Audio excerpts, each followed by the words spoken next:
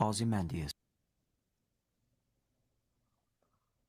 Okay, Assalamu alaikum, dear students. I hope everybody is safe and sound and I am audible to you. Please confirm that in the chat box. I have waited for your classmates to join in for 10 minutes for all the problems they might face due to internet issues and etc. Now we cannot wait any longer. We'll be talking about another romantic poet that we were not able to discuss earlier.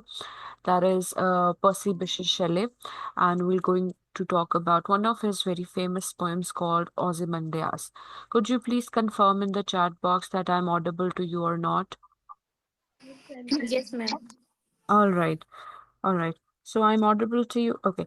Now, before we start, I would like to give you a little introduction to Shelley. Shelley is one of the, remember, now we are talking about a romantic poet. In the last class, I think we talked about Lord Byron and his multiple poems, and we came to a conclusion that what kind of a poet he was.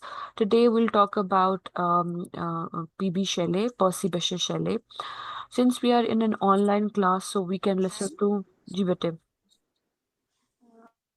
अस्सलाम वालेकुम मैं HIPA बात कर रही हूँ और मैं और हाजरा ने सेम फ़ोन से क्लास ज्वाइन की हुई है क्योंकि मेरा इंटरनेट कनेक्शन का मसला हो रहा है Okay, but then noted. So I was telling you about that since we are in an online class, so we can listen, we have a leverage to listen to somebody telling us about something about Shelley. So I'm going to attach an introduction so that we can move forward. And the readings have been shared with you already. And if not, then I'll be sharing those readings. Don't worry, you can read at your own as well. Give me a minute and I will attach a video here.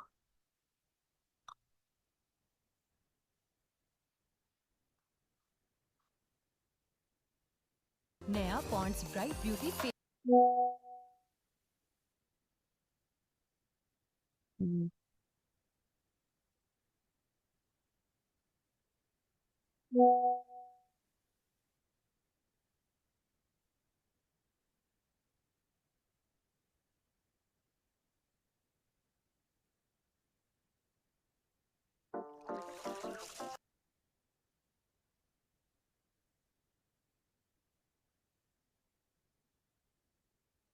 was one of the major So we'll just look at a very small introduction. Of course, you can listen to the extended version as well. I'll post it, in which there will be showing you a documentary on Shelley that can definitely help you. And then there are other videos available in which they actually tell you about all the romantic poets. Remember, we had William Blake, William Wordsworth, S.T. Coleridge.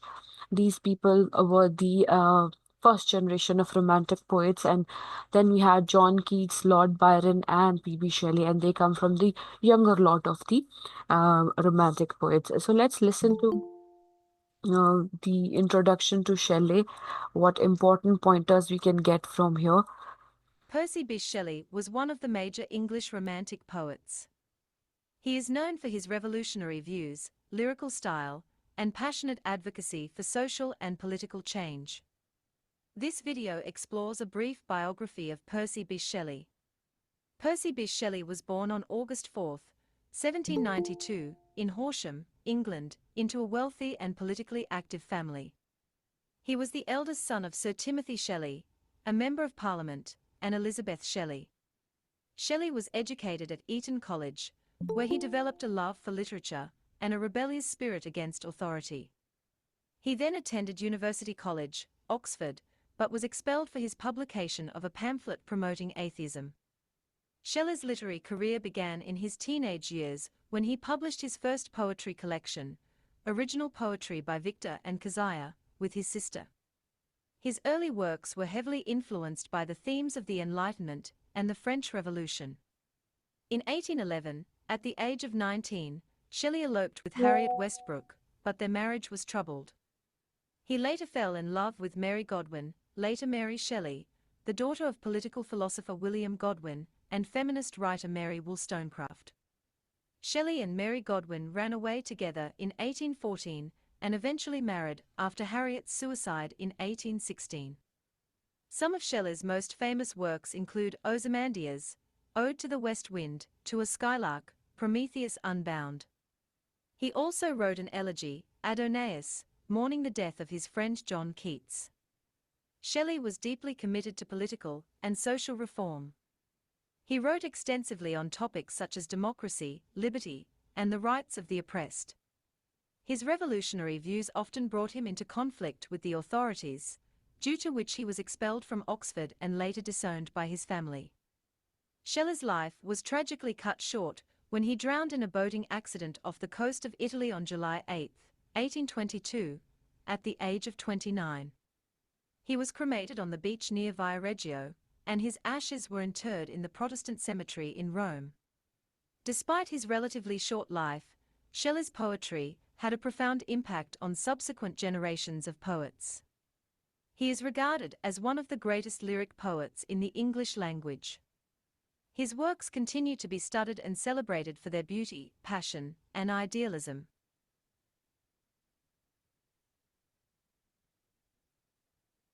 I hope you have a rough idea about Shelley, what kind of a poet he was. He was into the social reform, and you must have just noticed that his personal life was as controversial as we have talked about in Byron's life as well. So all these romantic poets, they had very fluctuating personal and love lives, and of course, if we talk about their professional lives as well.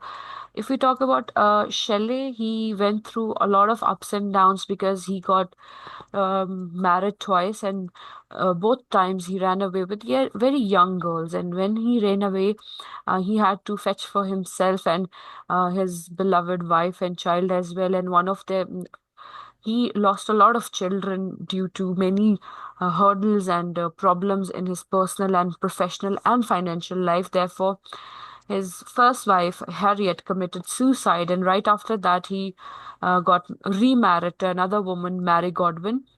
Basically, Shelley was a follower of Godwin, who was a very famous political entity of that time, and he used to follow him blindly.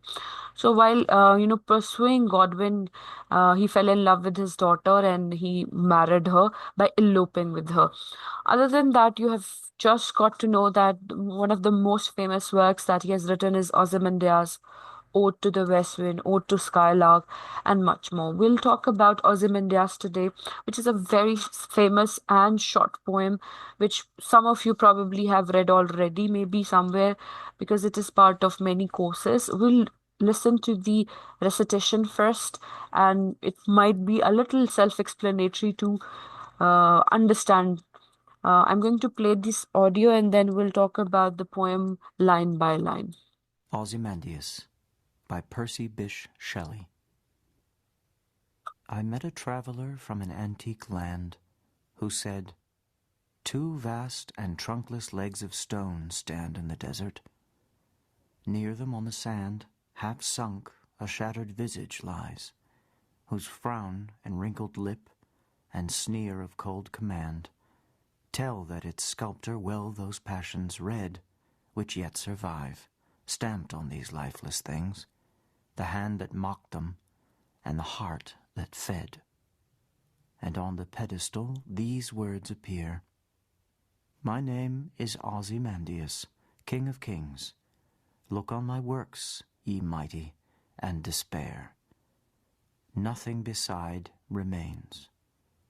Round the decay of that colossal wreck, boundless and bare, the lone and level sands stretch far away. Okay, as the lines, they suggest explicitly about how there is a poet and a poetic persona who's talking about how they met somebody from an ancient land, antique land. There is a very interesting fact for this poem that while Shelley was writing poems with regards to religious matters, political and social matters, he was not allowed, he was not at liberty to criticize or explicitly pinpoint on any ill practices or traditions conducted and put forward by government. So what he did, in order to save himself from persecution or being banned or being executed or caught by the authorities, because he wanted to somehow criticize them for their lack of empathy and understanding for the people. And if we talk about romantic age, of course, many ups and downs were going on in political perspective as well. So he wrote this poem from a second-hand experience. He's given poetic persona a chance to talk about what he has mentioned or experienced through a experience. यानी वो second hand experience के through बता रहा है. Although this is something that Shelley wanted to say, but he has used a poetic persona जो आगे ये कह रहा है कि that he met somebody. So in order to save himself from all those creditors who would come and collect the debt. For example, if we talk about any political party in Pakistan, if we say something demeaning or we criticize them or we want to hold them accountable for something, so we can be definitely prosecuted in a court of law, and we will be bound to answer that why did we bring malign or dirt on somebody's name. So उस वक्त भी ऐसा होता था. Therefore, what Shelley did, he wrote in such a manner that he is not held accountable for it. So the first line says, I met a traveler from an antique land who said, two vast and trunkless legs of stone stand in the desert. So poetic persona in the poem says that he met somebody from an antique and ancient land where he was told that there was a statue which was having legs and it was standing alone in the desert. So we get an idea that it is about a desert. It is about a place where no peoples are there. It's just a lifeless trunkless legs are, and they are made of stone, are placed there. Near them, on the sand, half sunk, a shattered visage lies, whose frown. So, furthermore, he says that around these trunkless legs, he can see a half shattered visage lies. A half face buried in the sand can be seen, and its frown. Frown is a facial expression, जैसे एक आप Yon करते हैं, frown होता है जहां आप वो आंखें यूं करके ना मीच कर देखते हैं, that is frowning, as if you're being mean or something, you're so full of pride. So he can see the trunkless legs on the sand in the desert all alone, and a half sunk face is definitely buried in the sand, and the frown can be seen. Furthermore, he says, and wrinkled lip and sneer of cold command. for the fact that he can see on a statue. Now, it's a face which is made by a stone, and that broken face is half sunk in the sand, but he can see the frown and the wrinkled lip as well. That shows that the statue of a person, or the person who's buried, or whosoever it is, was an old man. And sneer of cold command. And it insinuates these lines, these words, they highlight or portray that this man whose visage is there was very proud man, and he had pride, and that can be seen in his facial expressions, wrinkled lips, and cold command. Then, next line, they can tell that it's sculpture, well, those passion red, which yet survive. So he is praising the person, the sculptor, the artist who made this beautiful, not beautiful, of course, this ancient statue in such a perfect manner that all the passions, those sneers, those cold commands, frowns, and wrinkled lips are rightly captured by this particular artist. Stamped on these lifeless things. So again, it's the same. It is related to the previous line. Furthermore, he says, the hand that mocked them and the heart that fed. So then he furthermore moves to the point where the statue is, of course, let me tell you or give you a little background of it. Basically, the statue is of a ancient king who used to be Pero, and he was part of actually he was Ramesses the second, and he was supposed to take care of his people. In the history, now Shelley is trying to mock or indirectly criticize the people of his era and the political people of his era, that they're so full of pride, and they think themselves to be the center of everything, but that is not the case, because each civilization and everybody has to see some kind of fall. The scenario, the scene that we can see right now is about a half sunken statue which is broken into pieces. Its face is half buried in the sand, and the legs are standing alone, and it's nowhere. It's in the middle of nowhere. So he's saying that these people, the people in politics, especially the kings and people who take care of their tribes and nations, they actually mock their subjects and they feed them as well. So he's saying that the statue who lies there lifeless in the cold has all the passions that it used to have when it was alive. He was alive, and he used to help people, and he used to feed them as well. But he also kept them to a distance. And of course, आप किसी राजा महाराजा के castle में जाओगे, तो definitely वो आपको अपने से दूर एक डिस्टेंस पे ही रखेगा.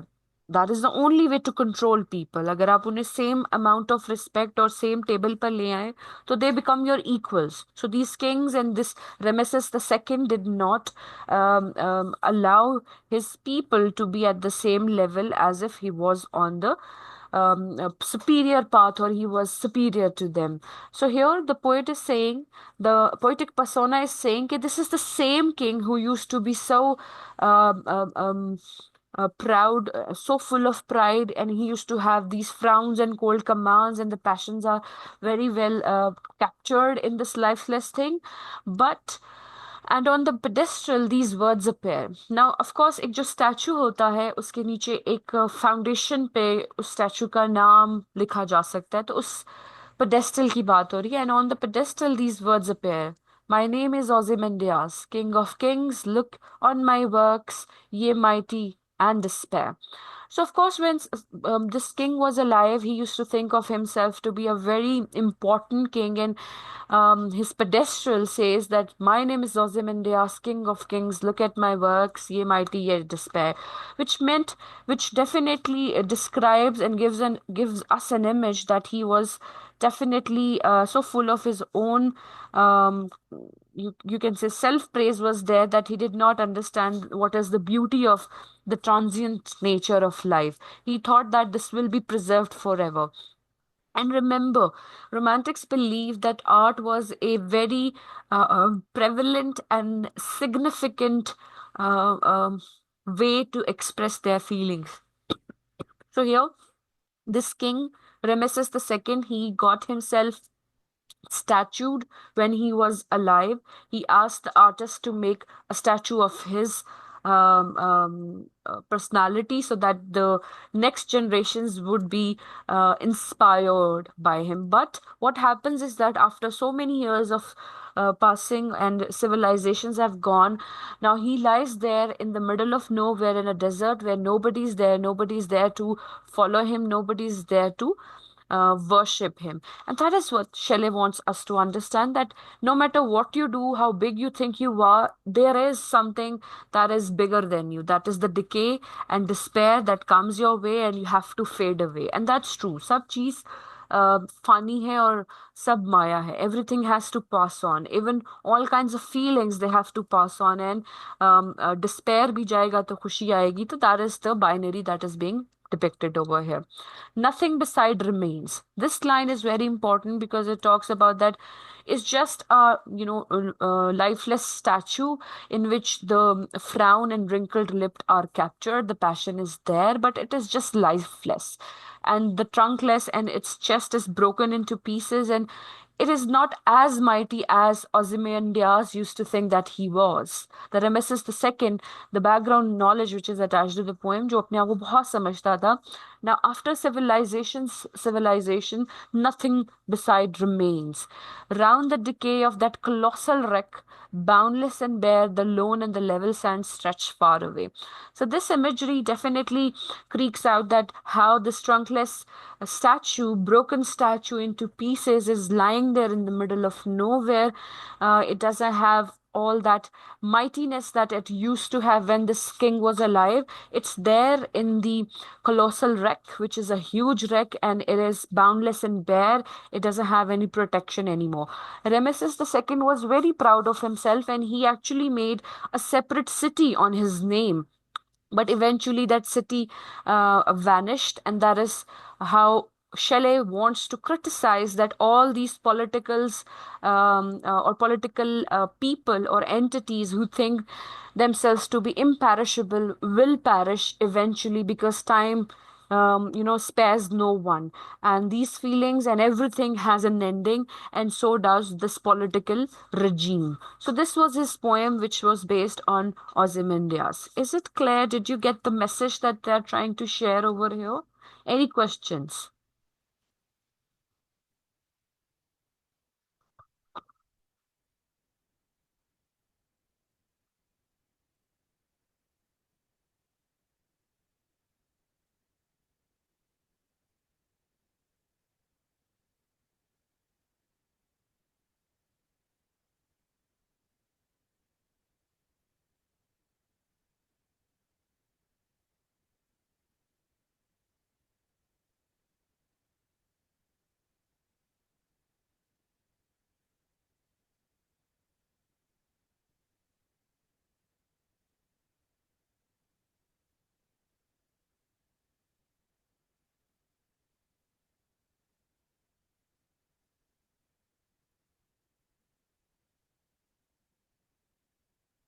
Hold a minute.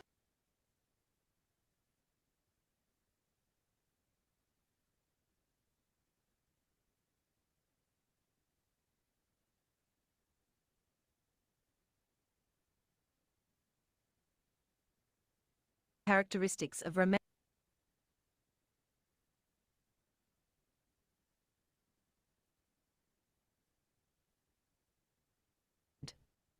In his Ode to the West Wind. Is there no question? Have you understood the poem?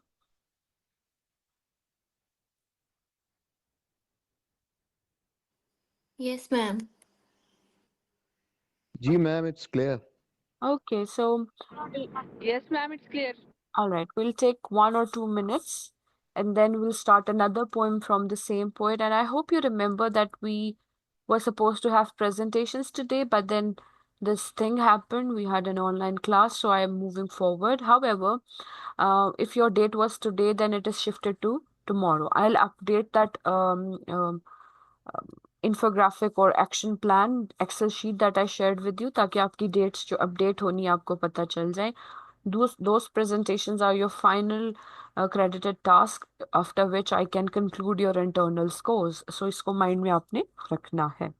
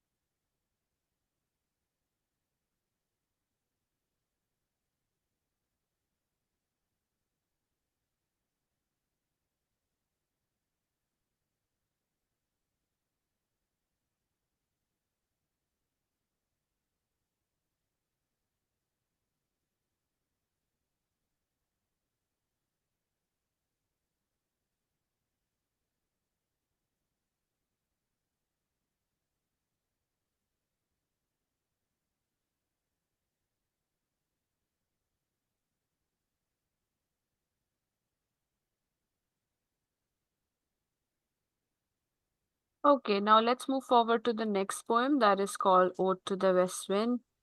We'll listen to one recitation from a reciter, Michael Sheen. He's very famous for providing recitations of such poems, and he does it very beautifully. Let's listen to the poem and then we can move forward to stanza wise understanding.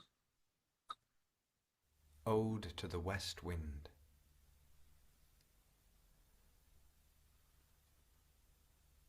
O wild west wind, thou breath of autumn's being, thou from whose unseen presence the leaves dead are driven like ghosts from an enchanter fleeing, yellow and black and pale and hectic red, pestilence-stricken multitudes. O thou, who chariotest to their dark wintry bed the winged seeds, where they lie cold and low, each like a corpse within its grave, until thine azure sister of the spring shall blow her clarion o'er the dreaming earth, and fill driving sweet buds like flocks to feed in air with living hues and odours, plain and hill. Wild spirit, which art moving everywhere, destroyer and preserver, hear, oh hear! Thou on whose stream, mid the deep sky's commotion, loose clouds like earth's decaying leaves are shed, shook from the tangled boughs of heaven and ocean, angels of rain and lightning, there are spread on the blue surface of thine airy surge, like the bright hair uplifted from the head of some fierce Maenad, e'en from the dim verge of the horizon to the zenith's height, the locks of the approaching storm. Thou dirge of the dying year, to which this closing night will be the dome of a vast sepulchre, vaulted with all thy congregated might of vapours, from whose solid atmosphere black rain and fire and hail will burst. O hear! Thou who didst waken from his summer dreams the blue Mediterranean, where he lay lulled by the coil of his crystalline streams beside a pumice isle in Baiae's bay, and saw in sleep old palaces and towers quivering within the waves' intenser day, all overgrown with azure moss and flowers so sweet the sense faints picturing them, thou, for whose path the Atlantic's level powers cleave themselves into chasms, while far below the sea blooms and the oozy woods which wear the sapless foliage of the ocean know thy voice, and suddenly grow grey with fear and tremble and despoil themselves. O hear! If I were a dead leaf thou mightest bear, if I were a swift cloud to fly with thee, a wave to pant beneath thy power and share the impulse of thy strength, only less free than thou, O uncontrollable, if e'en I were as in my boyhood, and could be the comrade of thy wanderings over heaven, as then, when to outstrip thy sky speed scarce seemed a vision, I would ne'er have striven as thus with thee in prayer in my sore need. Oh, lift me as a wave, a leaf, a cloud. I fall upon the thorns of life, I bleed. A heavy weight of hours has chained and bowed one too like thee, tameless and swift and proud. Make me thy lyre, even as the forest is. What if my leaves are falling like its own? The tumult of thy mighty harmonies will take from both a deep autumnal tone, sweet though in sadness. Be thou spirit fierce, my spirit. Be thou me, impetuous one. Drive my dead thoughts over the universe like withered leaves to quicken a new birth, and, by the incantation of this verse, scatter, as from an unextinguished hearth ashes and sparks, my words among mankind. Be through my lips to unawakened earth the trumpet of a prophecy. O wind, if winter comes, can spring be far behind? So, actually, the reason I played it from this recitation, because this poem is supposed to be read this way, with passion, with something that disturbs the poet within, that evokes some kind of feelings within. So, Ode to the West Wind is a little different as compared to Ozymandias by Percy Bysshe Shelley, because Ozymandias is very easy to understand and interpret because it simply focuses on the political ups and downs of that time. Ode to the West Wind, as you might have observed, that there are a total of 5 stanzas. Let me show you the text as well. Ode to An Ode to the West Wind is not that easy. It has multi levels of meanings attached to it. It's not just superficial description of nature. It's not something personal only, and it is more than that. It is collective, it is personal, it is subjective, yet objective at the same time. It has dualistic nature. If we talk about the interpretation of this poem, you'll see that there are many ways to interpret this poem. If we talk about the nature description, as you can see, there are 5 sections of the poem, and within each section, this is one, and they are calling it stanza 1, or it is also called canto 1. It has 1, 2, 3, 4, 5 of sections there. Then second, third, fourth, and fifth. It's a long poem. So I'm just going to tell you stanza-wise, section-wise what's happening. Rest, the deep analysis and the study can be done by you because the material will be provided to you. Like I told you, the poem is a romantic poem. It's a powerful poem that explores and disseminate information about the destructive and transformative power of nature, how nature is a preserver and a destroyer as well. Now, if we talk about the 5 stanza, the first stanza is actually about the wind and the autumn leaves. We'll see that the descriptions that has been used over here is the description of autumn and the west wind. As the name suggests, there is a wind that is coming from the west side, and the poet can feel it, and he can breathe the autumn's being on his skin and his nose as well. And he uses the words yellow, black, pale, and hectic red. He's talking about all those leaves who have fallen from their trees and they're turning their colors. And of course, when the leaves they're green, they're attached to their branches, and once they are broken, when once they are shedded, you'll see that they change color, and eventually they poof, they go into the air. So the poet in the first stanza, the first section of the poem, is addressing this powerful, mighty force of west wind which is coming his way, and he can see that the autumn leaves, they are being affected by it, and he uses the words in order to showcase the decay and death, that how the west wind will bring death to these leaves, and these leaves will move forward. Now, of course, the scatteredness of the leaves is definitely there to prepare the audiences and the poet and the earth for the further winter which is approaching. Now, all these, he mentioned somewhere that the thine azure sister of spring shall blow her clarion over the dreaming earth and fill with living hues and odors plain and hill. Now, the west wind has the capacity to carry forward the seeds from one place to another in order to bring life or bring destruction. It is in the power of west wind that it brings death or life. Because in the last, couplet of the first stanza, it is said, "Wild spirit which art moving everywhere, destroyer and preserver, hear, O hear." So the poet says that you must hear that this nature, this west wind, is so powerful that it is also a preserver, because regeneration will only take place when the west wind will carry forward the seeds from one place to another in order to fulfill the earth.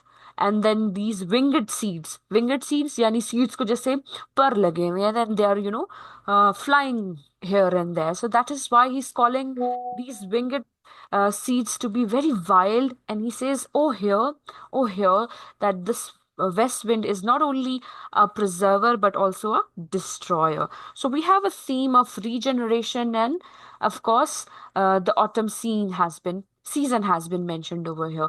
The second stanza is focused on the wind again, but now the other element that we have is sky's commotion. First, we had autumn season, right? Autumn's being in the second stanza, we have sky's commotion, which simply means that how the wind's power over the sky has been depicted by the wild spirits that he has mentioned in the previous stanza as well. The wind is furthermore illustrated as a flag bearer of the storms and the lightning and the rain that comes on, and it shakes the entire earth, heavens, and everything around it.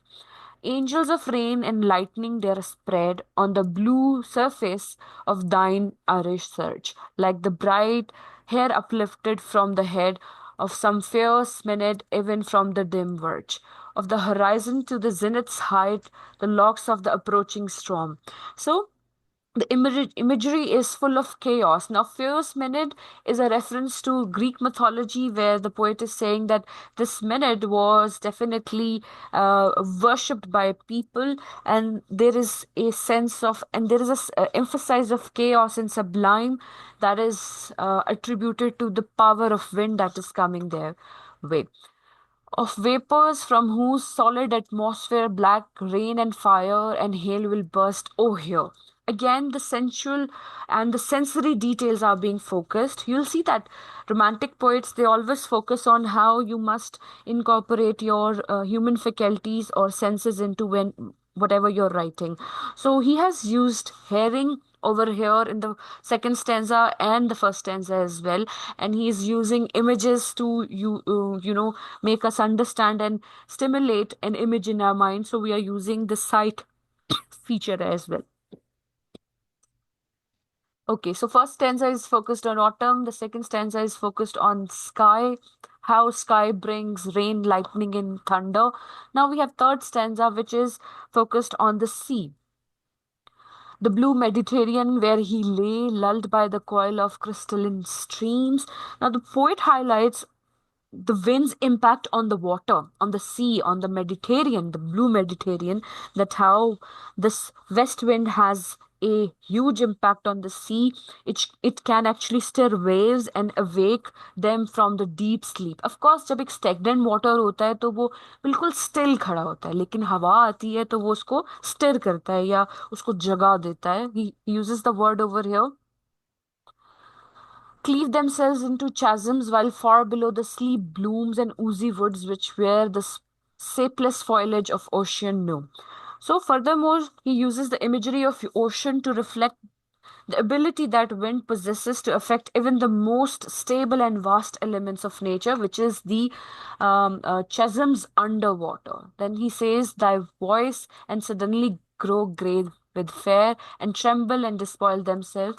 Oh, here. So here की यानी listening की faculty को फिर use किया गया. Then we have stanza number 4. If I were a dead leaf, thou. Now he's inserting himself into the discussion. He says, if I were a dead leaf, thou mightest bear. If I were a swift cloud to fly with thee, a wave to pant beneath thy power and share.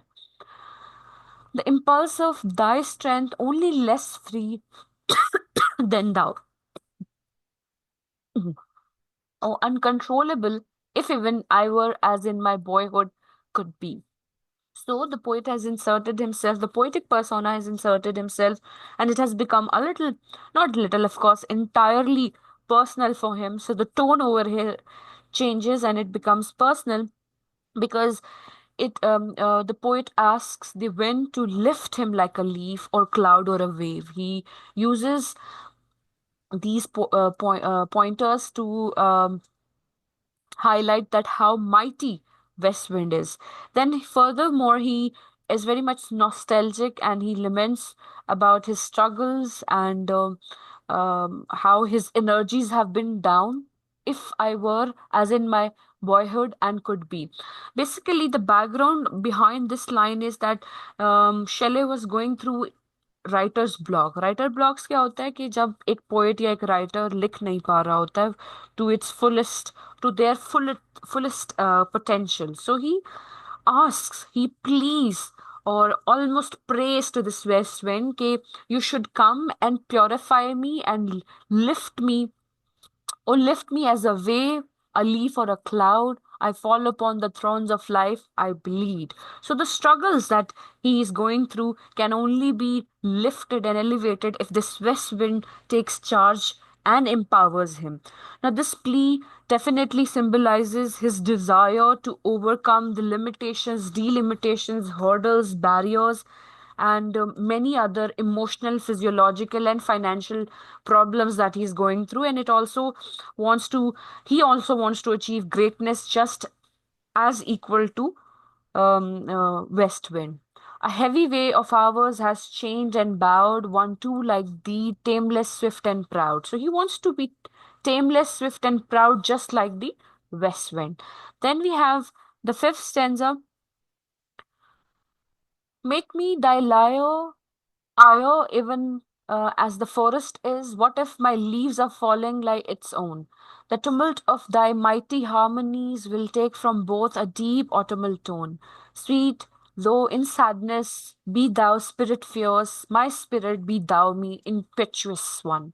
Drive my dead thoughts over the universe like the withered leaves to quicken a new birth, and by the incarnation of this verse. Scatter as from the unextinguished heart, ashes and sparks, my words among mankind be, though through my lips to unawakened earth. The trumpet of prophecy, O wind, if winter comes, can spring be far behind. So the last stanza is, as the word suggests, this one, where he says that my words should be uplifted and my thoughts should be scattered across the universe and people should know me. So, जो writer's block का concept है, he wants to be as powerful, informational, and diverse as the wind, the west wind itself. West wind ने west से आते आते दूसरी तरफ चलते चले जाना है. That is how he wants his work, his poetry, his name to be disseminated and as powerful as the west wind. So the poet asks, pleas, or prayers, or wishes the west wind to bring a renewal and a change, and then he wants his ideas to disseminated like seeds across the world.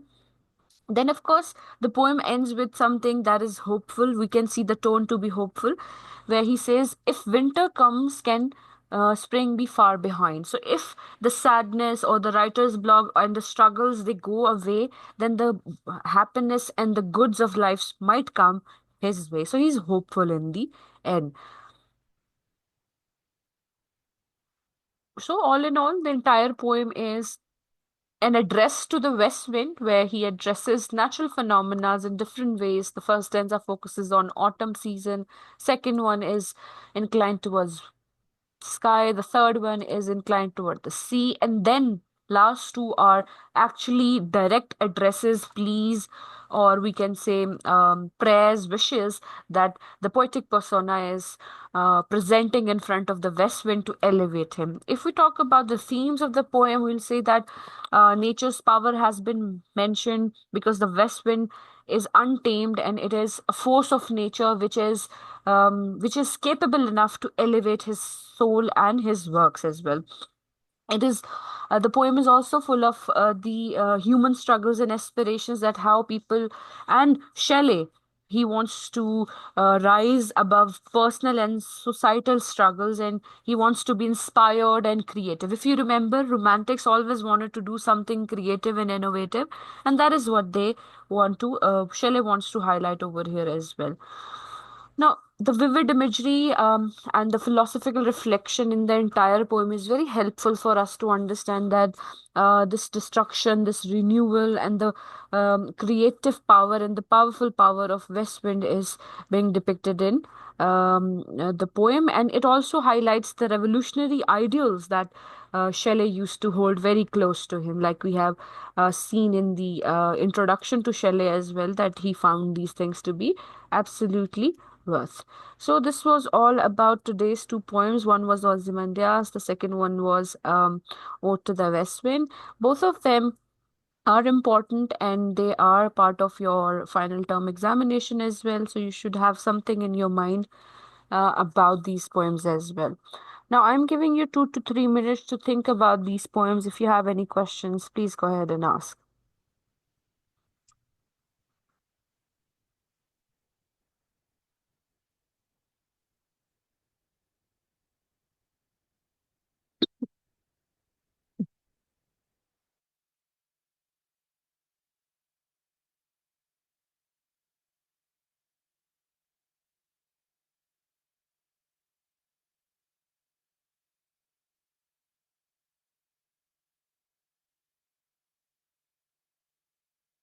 In his poem, Shelley with his imaginative powers creates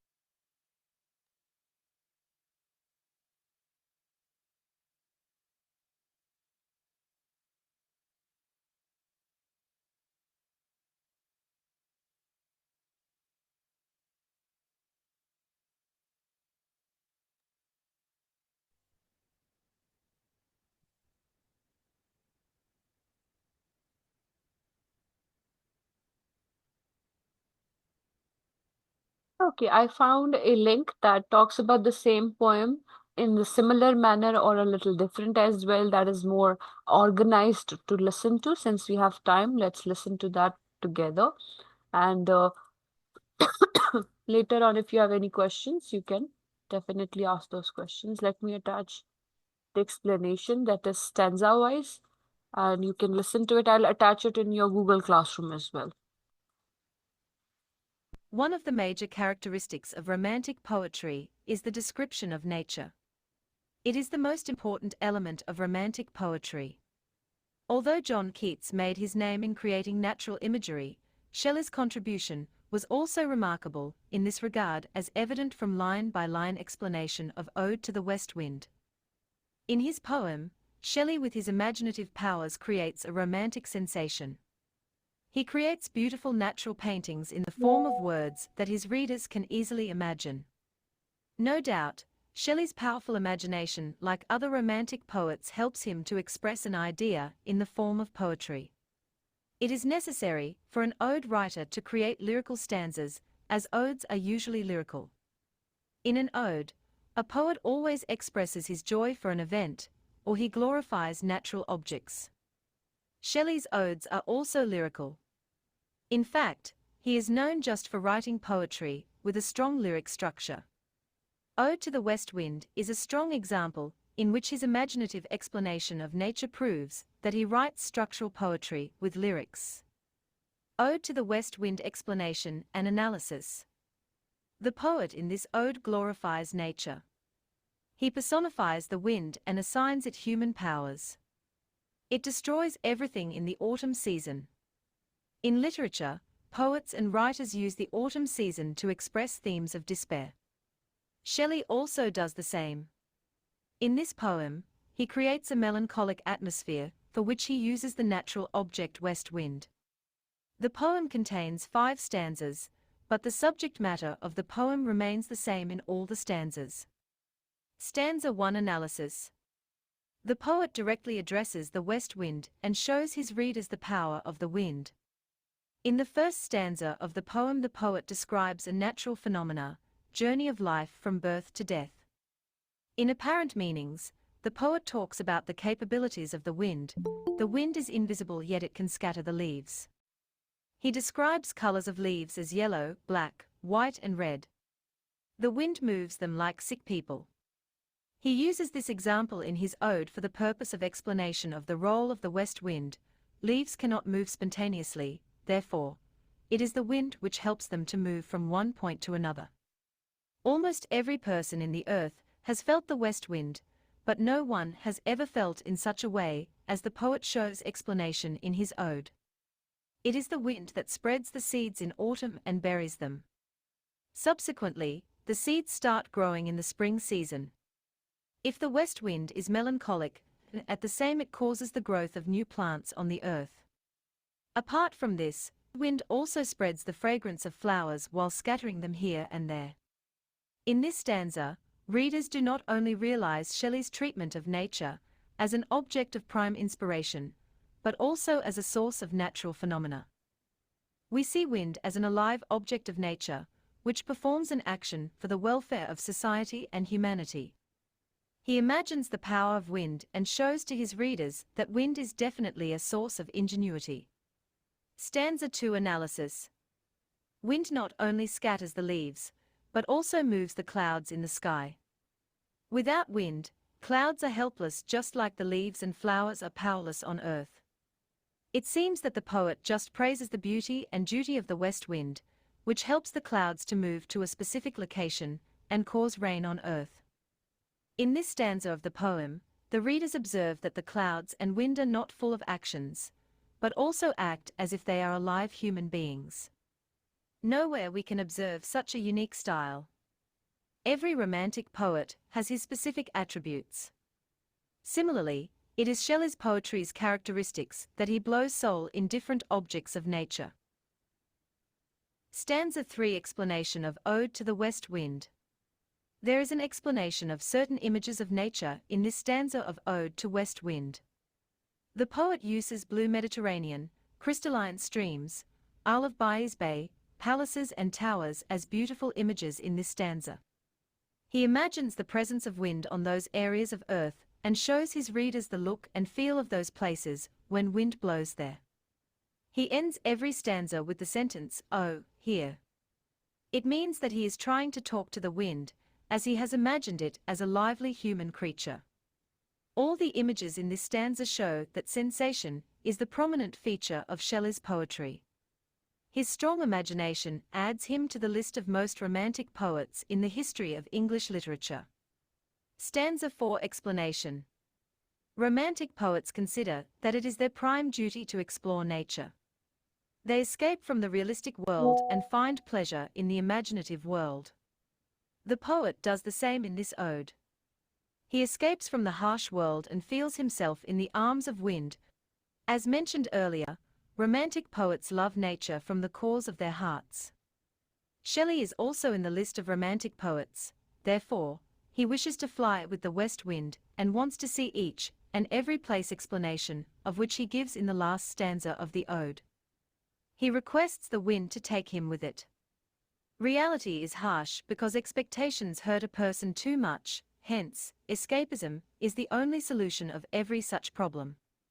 This stanza evidently shows escapism as the most important characteristics of romantic poetry. Poets desire to fly to a faraway land, which is free from the pains and miseries of life. It is evident that he loves fantasies. Thus, he prays to the west wind to lift him and take him away from the stubborn miseries of life. Stanza 5 Explanation. In the final lines of this stanza, the poet portrays themes of melancholy and despondence.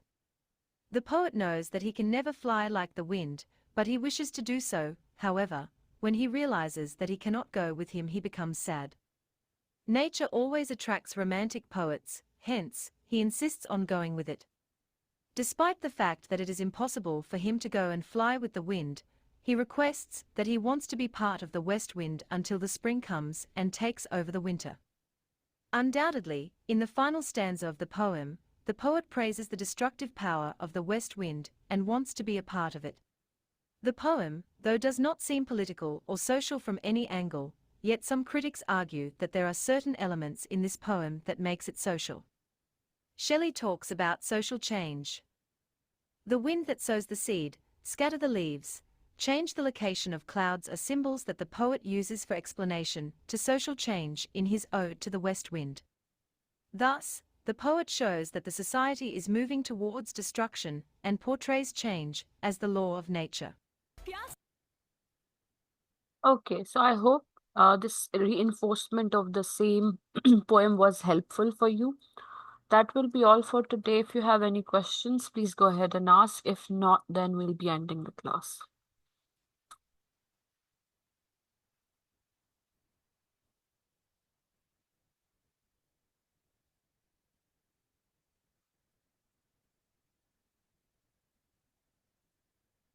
Okay, that is all. If you have any questions, please go ahead and ask.